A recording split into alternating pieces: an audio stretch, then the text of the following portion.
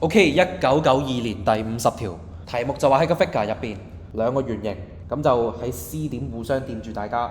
咁大圓形嘅直徑呢係 AB，同一時間都係 tangent to a smaller circle at D，即係喺呢一點掂住細圓形。然後就話如果 DE 係 bisect angle ADC，咁就要你揾 theta。咁首先呢，因為呢條係 tangent of circle，咁所以呢一隻角等於呢一隻角。咁然後因為呢條係半徑，咁所以呢，呢隻角等於90度。